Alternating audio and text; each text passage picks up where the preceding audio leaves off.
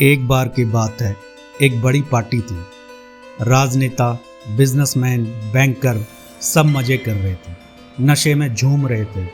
राजनेता मजबूत अर्थव्यवस्था का श्रेय ले रहे थे अपने बुद्धिमान निर्णयों के लिए।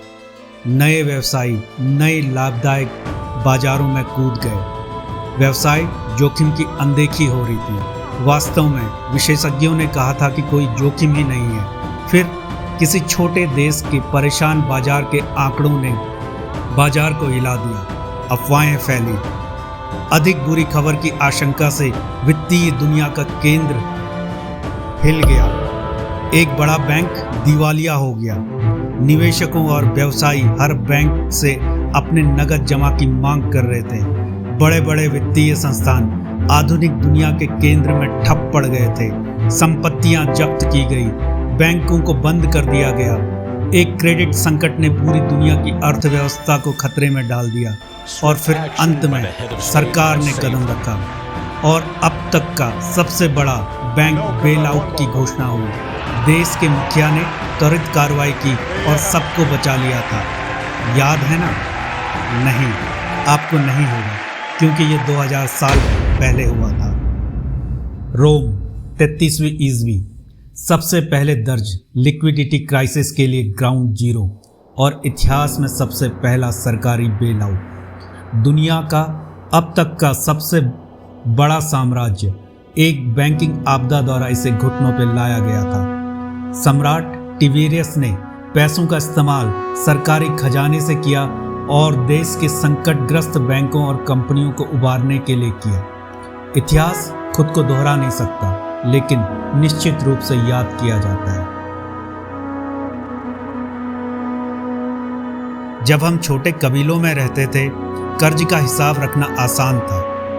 आपने किसी को जलाऊ लकड़ी दिया, एक पड़ोसी ने आपको मांस का टुकड़ा दिया। क्रेडिट और डेबिट आपके मस्तिष्क में रखे गए थे। यह एक मानसिक बही खाता था। मुद्रा एक ऐसी भाषा है जो हमें अनुमति देती है लोगों के बीच लेन देन मूल्य व्यक्त करने के लिए। यह एक ऐसी तकनीक है जो पहिए से भी पुरानी है। जितनी पुरानी आग है, उतनी ही पुरानी मुद्रा है। जब मनुष्य अपने गांव या सीमाओं के बाहर व्यापार करना चाहता था, उन्हें कुछ ऐसा चाहिए था जिससे हर कोई सहमत हो, जिसका मूल्य हो, कुछ स्केलेबल हो। तब आई कमोडिटी मनी। इसके कई प्रकार थे, लेकिन सब में 5 विशेषताएं थी। कमोडिटी मनी अपेक्षाकृत दुर्लभ थी, आसानी से पहचाना जा सकता था, छोटे टुकड़ों में काटा जा सकता था, एक दूसरे में रूपांतरित किया जा सकता था और इसे ज्यादा परेशानी के बिना इधर उधर ले जा सकते थे। प्राचीन रोम में यह नमक था, कहीं कोको बीन्स, फिजी में व्हेल के दांत, तिब्बत में याक का गोबर, अनाज, धातु, हाथी दांत, दुर्लभ पत्थर, चमड़ा, मछली आदि। इनमें कमोडिटी मनी की 5 विशेषताएं थी और इनका उपयोग किया गया।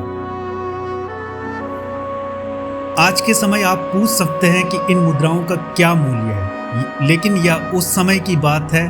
आज भी हम बच्चों के स्कूल में बच्चों को देख सकते हैं कि पोकेमॉन कार्ड के बदले टॉफी को बदलते हुए। ये कुछ ऐसे ही था।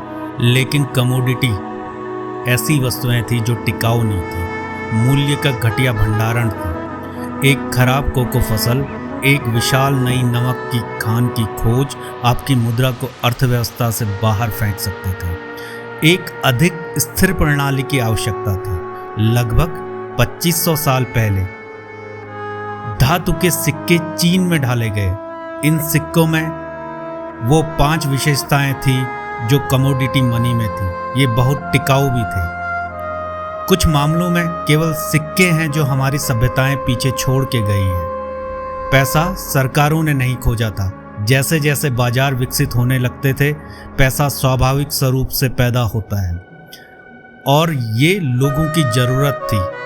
एहसास हुआ कि अगर मेरे पास अंडे हैं और आपके पास एक गाय है, हमें विनिमय के किसी माध्यम की आवश्यकता हो सकती थी ताकि तुम मेरे अंडे खरीद सको और दूसरा गाय बेच सके। सिक्के खाते की एक सार्वभौमिक इकाई थे और सिक्कों ने लोगों को विशाल क्षेत्र में सामान खरीदने और बेचने की सुविधाएं दी। बाजार अर्थव्यवस्था का जन्म हो चुका था। सिक्के काम कर रहे थे।